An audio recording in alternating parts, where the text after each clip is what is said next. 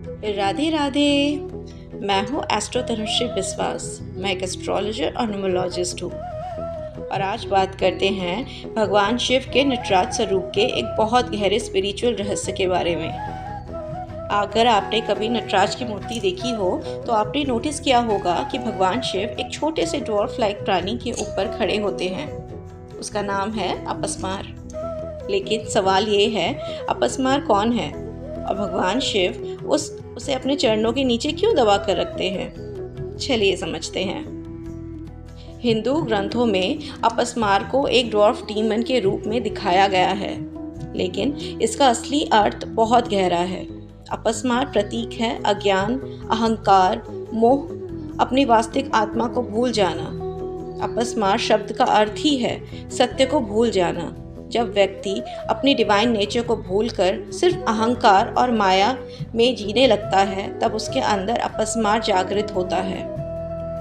नटराज क्या है? नटराज का अर्थ है नृत्य के राजा। भगवान शिव का कॉस्मिक डांस पूरे ब्रह्मांड के साइकिल को दर्शाता है।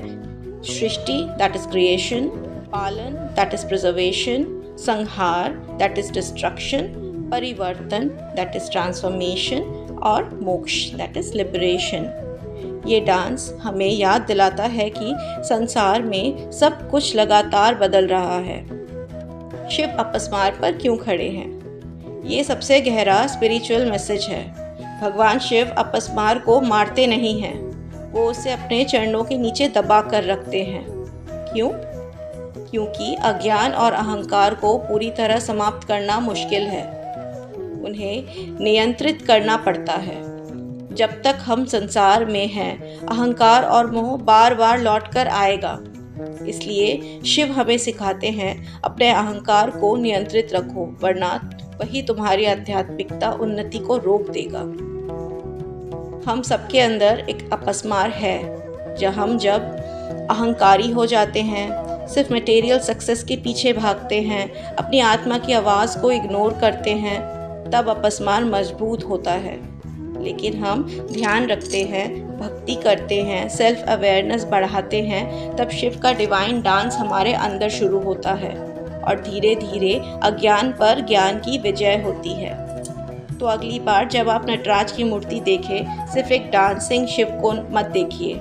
उस मूर्ति में एक पूरा स्पिरिचुअल लेसन छुपा है। शिव का नृत्य जीवन का उत्सव है और अपस्मार पर उसका चरण अज्ञान पर ज्ञान की विजय का प्रतीक है।